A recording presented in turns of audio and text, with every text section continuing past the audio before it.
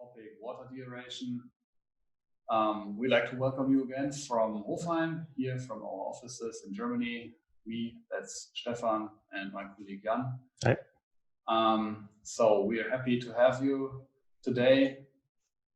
Just a few things for the interactions. So you can ask questions during our webinar with the Q&A tool in your Zoom toggle bar.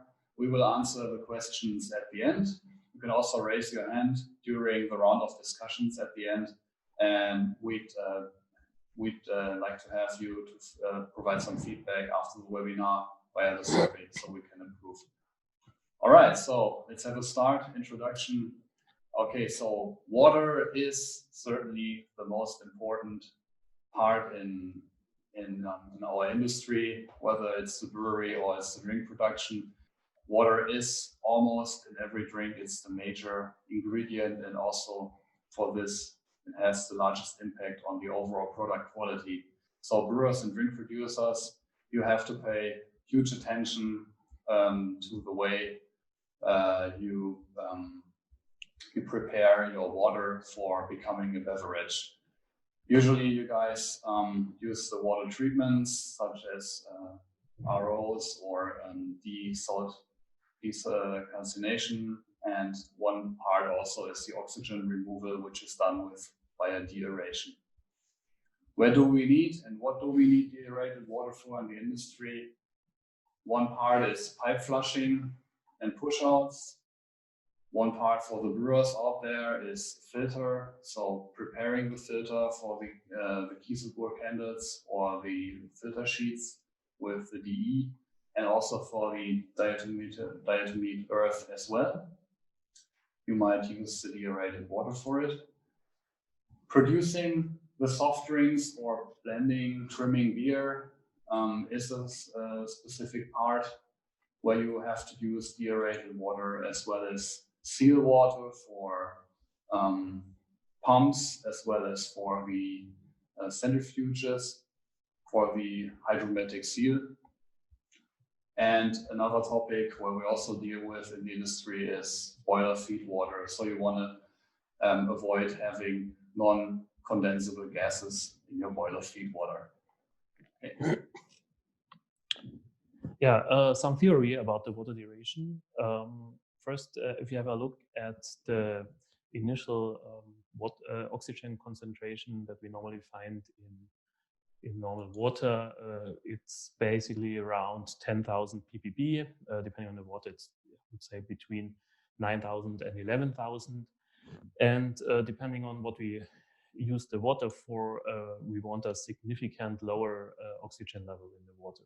We recommend, depending on if you only use the water to have contact with the product, a level below 50 ppb. If you want to use the deaerated water directly in the product, for example, as blending water or for soft drink production, we recommend a level below 10 ppb. So how do we get out the oxygen of the water? There are basically two ways. We can use chemicals that react with the oxygen, but in the food and beverage industry, this is not an option, of course, as we don't want to dose any chemicals unnecessarily in our product.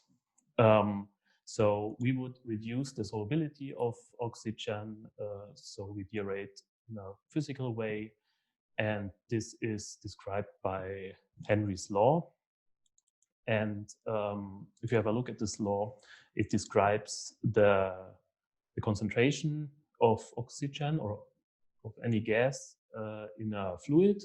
So in this case, it's oxygen and water, dependent on the concentration of this gas, or oxygen, in the surrounding atmosphere.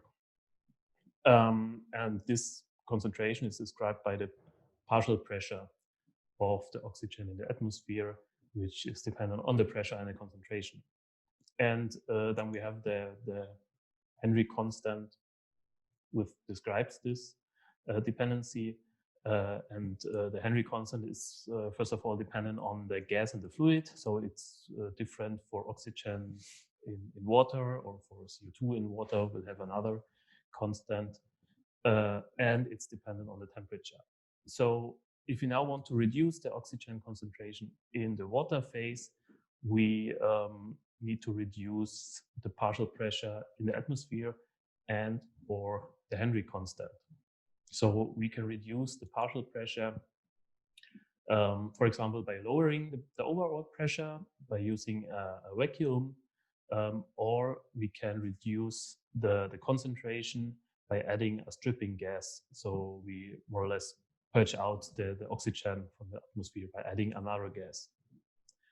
And we can support the deaeration effect by lowering the Henry constant by a higher temperature. So higher temperatures support the deaeration.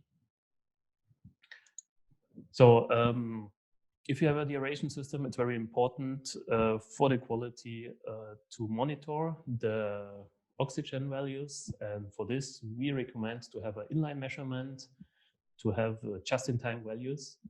And for this, we have our partners from unserer. We have Markus Freisinger, who will tell something about inline measurement of oxygen.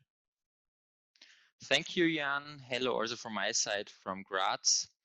On the next 3 slides, I will give you a short introduction about our inline oxygen sensor called Oxy 5100.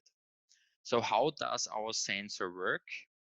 The determination of dissolved oxygen concentration is based on an optical measuring principle called fluorescence phase shift principle. As you can see on the picture on the right side, inside the sensor there is an LED which shines light on an oxygen-sensitive luminophore at a defined wavelength. This luminophore gets excited by absorbing some of this light. Depending on the presence of oxygen, a part of this absorbed light will be released by emitting fluorescent light at a higher wavelength and will shine back to the detector, which is here on the picture. Then a phase shift between the excitation light and the fluorescence light occurs, which is a direct measure of the dissolved oxygen content. So that's basically the working principle behind it. The sensor has to be equipped with a sensor cap, which is mounted on the sensor head. There are 2 different measuring caps available for different measuring ranges. There is the trace cap, which is usually used for beer, which is working in the measuring range from 0 to 2000 ppb. And there is the wide range cap, mainly used for carbonated soft drinks, which operates in the range from 0 to 24 ppm. When you exchange the cap, no manual calibration of the sensor or the sensor cap is necessary. That's because all required parameters are stored on an integrated micro memory chip, which is inside the sensor cap. So once the cap is mounted, our so-called toolmaster detects all this gathered information, and you can immediately start the measurement, as said before, without any manual calibration. So that's really a big benefit. The exchange of the sensor cap itself, it's very quick and easy. You just unscrew it with a wrench. The sensor cap has to be exchanged periodically, typically after 6 to 12 months in operation, depending on your production schedule, measuring interval, and cleaning procedures. But we highly recommend to exchange the cap at least every 18 months. Another feature of the sensor is the integrated lifetime estimator. You can see it in the second row on the display on the picture of the slide. The sensor estimates the lifetime of the sensor cap at any time and shows it in days or in percent, and warns you when a new sensor cap is required. The sensor is also fully hygienic designed according to EHEDG guidelines. and all wetted parts are FDA compliant. So this was a short introduction in the oxygen sensor. That's all from my side regarding the sensor. And now I hand back over to Stefan and Jan. Thank you.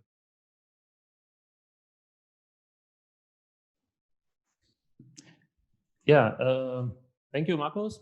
And we will go on and have a look at the systems for deaeration. And the main part and the heart of each deaeration system is the so-called contact apparatus. And in this apparatus, the water that we want to deaerate gets in contact with the atmosphere. And it's important to have a large surface between the water phase and the gas phase to have a quick process to get out the oxygen from the water into the gas. There are three say main types of contact apparatus. The first one is the easiest one. You have a tank, you just spray in the water with a nozzle. The stripping gas is injected into the water before, and then the gas, so the stripping gas together with the oxygen will leave this apparatus at the top, and the water will go down to the bottom. Mainly this is a laying tank, so you can make it in a very compact design. You can also make it in a multi-stage version, so you can add another apparatus like this after that one to get better values. But all in all, we have to say that the contact time is very short as the water falls down very fast. So you need a lot of CO2. The efficiency is not the best. The second is the membrane.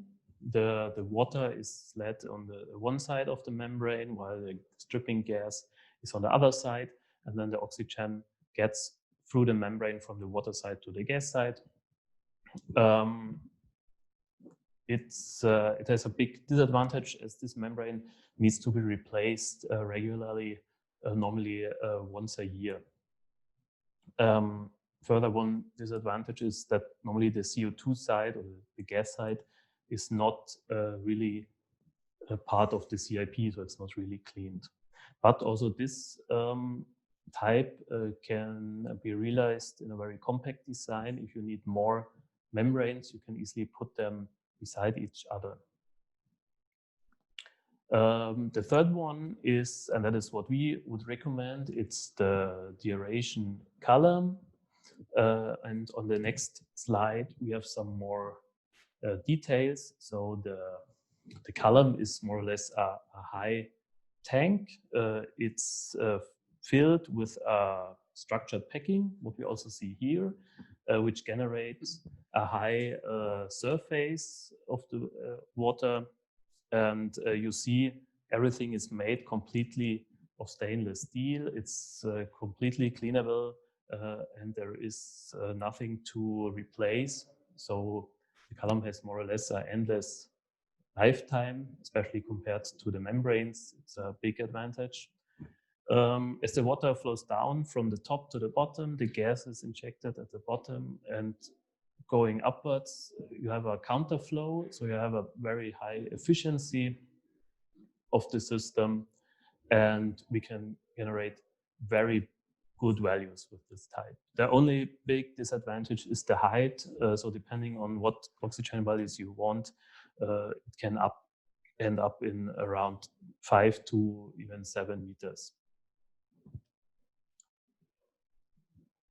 Yeah, so far, Stefan will tell more about the system. So starting from the column, which is part of any of the systems that we provide for the market, there's different types of water deaeration systems. Those are either cold or hot systems. So produced running with cold or hot water. Basically, cold water can also be run in addition with a vacuum. And same way is the highway vacuum system as well. With the specialty, we'll see that later. It's going to work stripping gas free.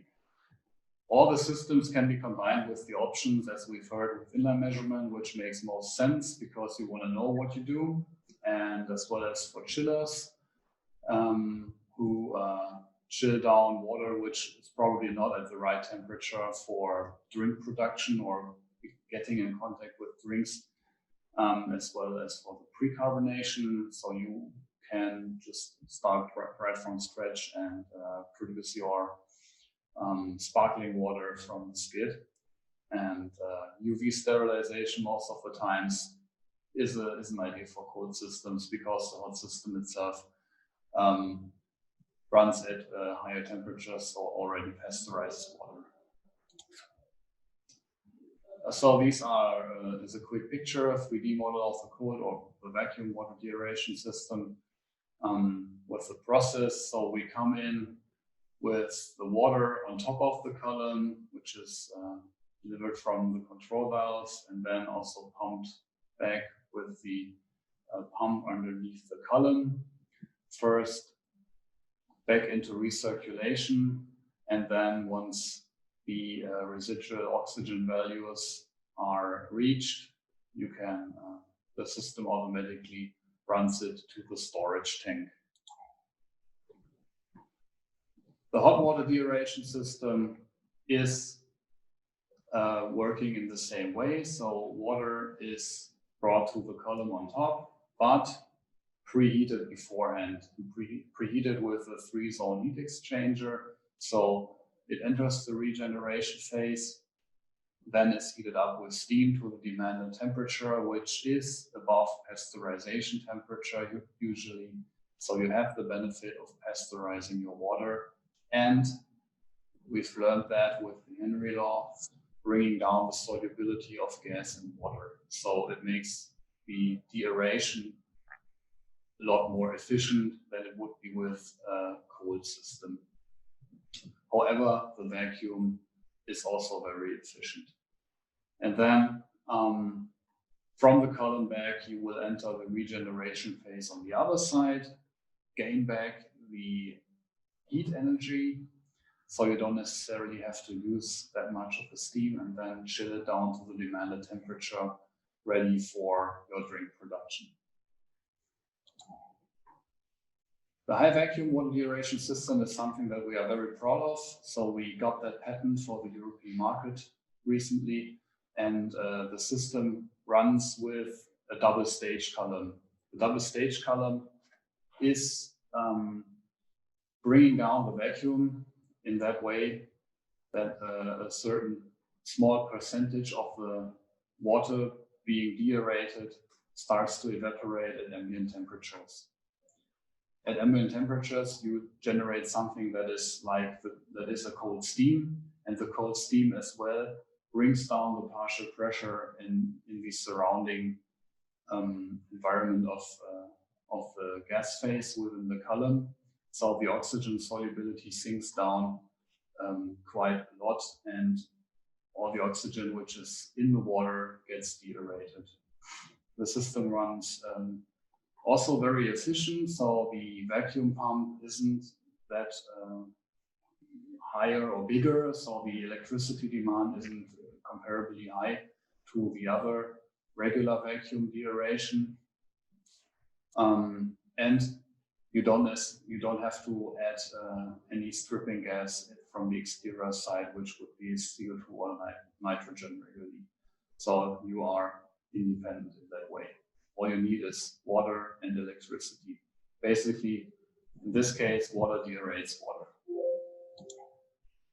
Quick figures, so you can see that there are 3 systems that are in the demand of CO2 and 1 where you don't have to bring any stripping gas from the exterior side.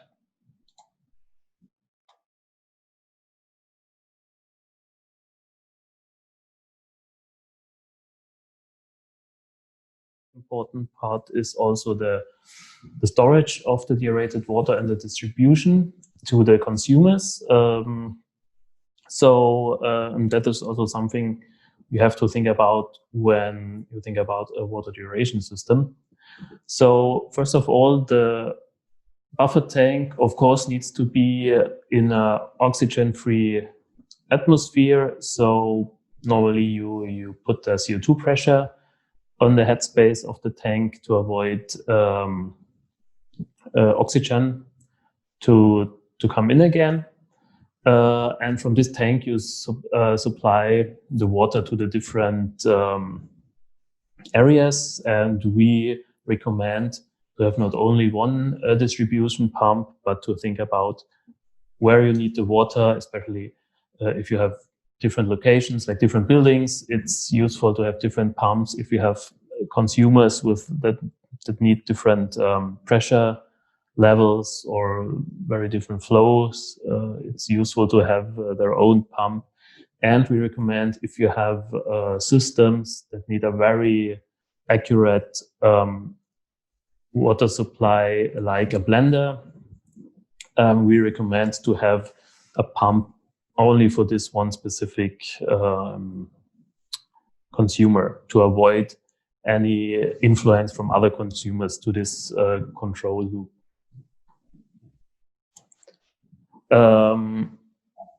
So sometimes you also think about, why I don't leave the tank away. I just put the system, and the system generates the water when I need it. That is possible. We have also done this, but at latest, when you have more than one consumer, you will have some problems. For example, as Stefan said, one consumer is the pipe flushing and push outs, which is normally a very high flow rate, but a very low volume. So if you want to have your system to produce inline, you also have to take the worst case, which means all consumers need the water at the same time. And if you have two water push outs which have a high flow rate, they accumulate, and you will end up in a very high capacity in the system. And next thing is, if you have a system that's always is in standby, it will need to be on recirculation all the time, because the system needs some minutes to start up if it's from the standstill. So if you want it as a inline production, it needs to be always in circulation, which will consume more energy, of course. And next thing is also what I said, why it's useful to have more distribution pumps. If you only have one system, you can only supply the water with one pressure level. And also the consumers may influence each other's if they only are supplied by one pump. So we can say going online is useful if you have only one consumer, but if you have more, we would always recommend to have a central deaerated water tank and that distribution. We have one example where we go online. That's our CoroBev. It's a soft drink mixing system where we deaerate the water in a column, and then we mix it with a syrup, cool it, carbonate it, then it goes to a small buffer tank and directly to the filler. So this is one possibility where it could make sense in a whole production system to think about going online. Okay.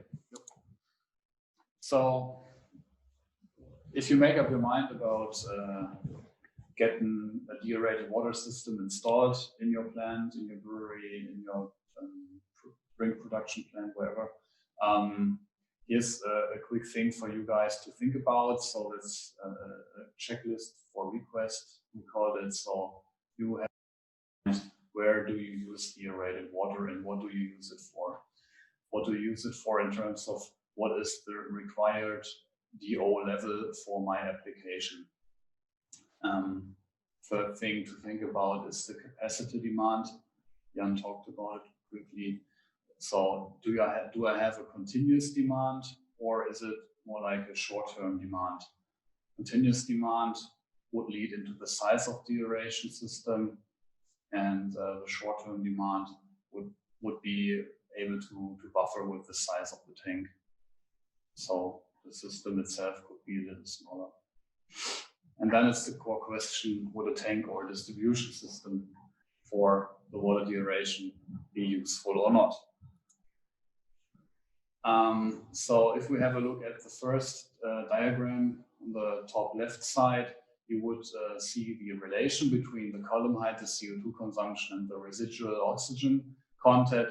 So if I take the residual oxygen content, leave it stable, and you say, okay, I would like to see less CO2 consumption, you have to increase the column height.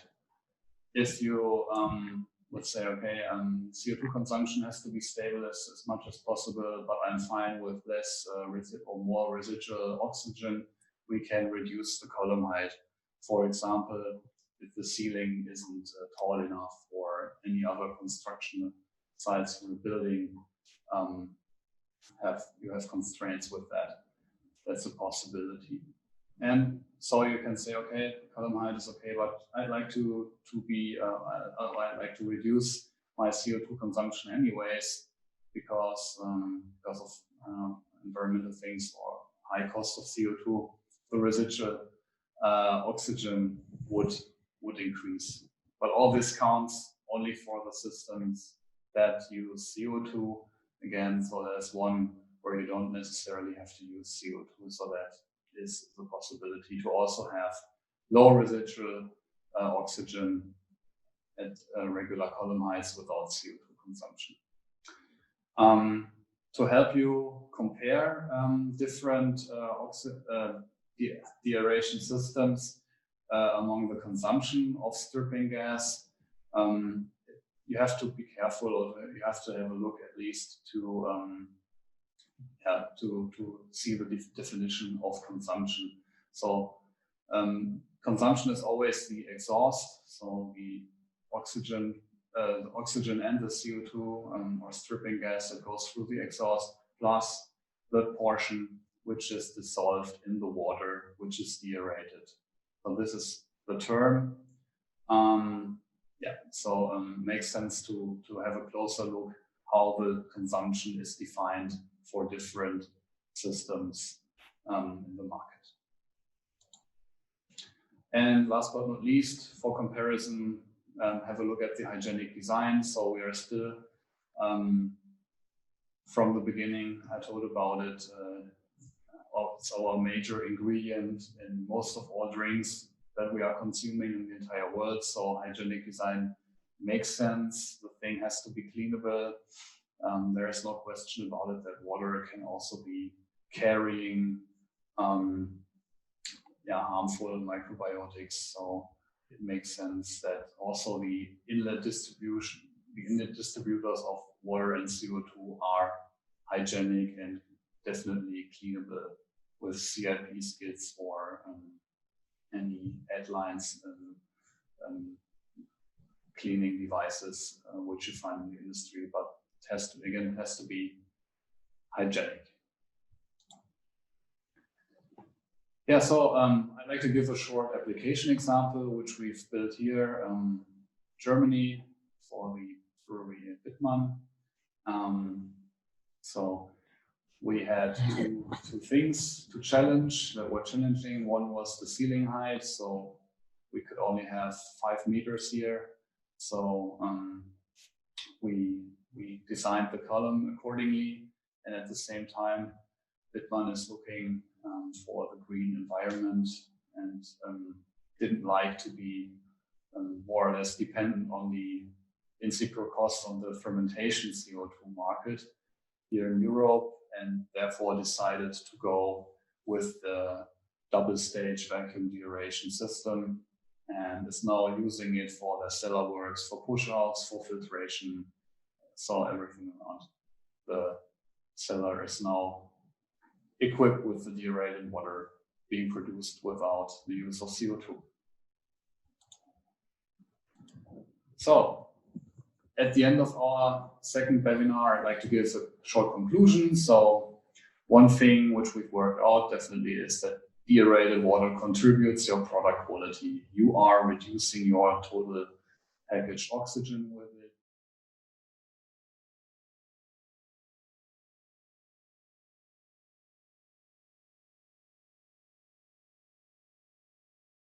drinks and beers. Yeah. Deaerated water systems don't necessarily have to be complicated or over-engineered. It's basically just a column and few controls. And last but not least,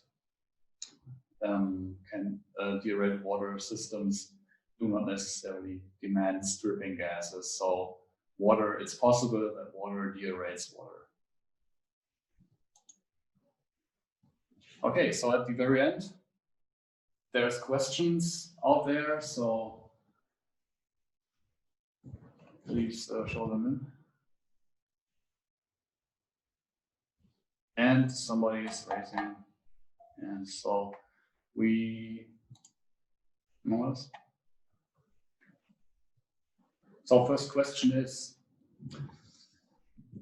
it's understood that stripping gas and electricity will be consumed, but is there any significant water wastage with any of your systems?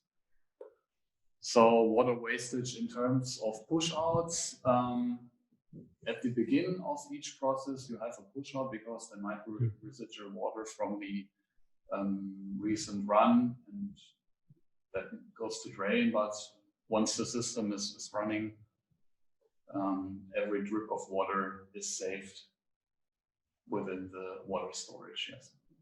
So there is no necessarily water waste. Okay.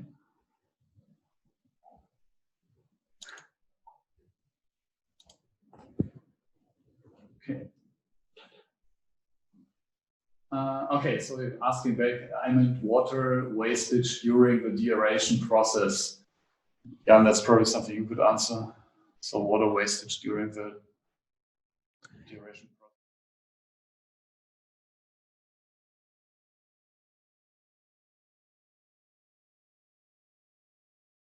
process of water. So every water that gets in the column also will leave the column as water. Of course, as Stefan said, in the high vacuum system, a part of the water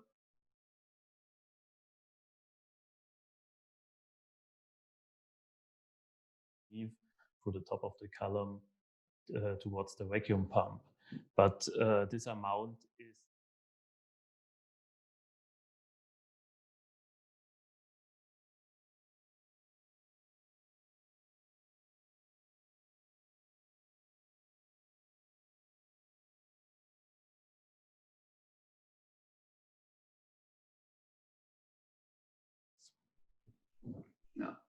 so it is redundant. Okay. Yeah, you're welcome. Okay, yeah, okay. Okay, so if there aren't any more questions out there, or questions popping up later, you are always free to email us or to comment.